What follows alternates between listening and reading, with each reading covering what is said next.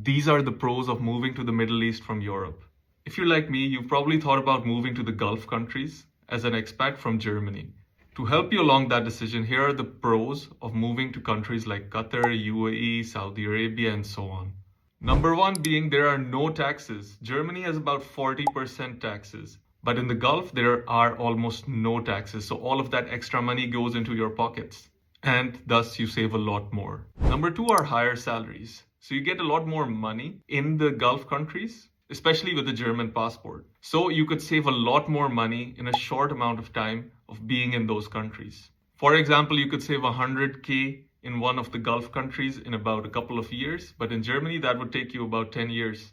Number three, food is better and cheaper. So the Middle East is a melting pot of expats. There's a lot of different people from different countries. That means there's a lot of cuisines. So food is very nice. In contrast, in Germany, quite often the food is very bland and not as authentic.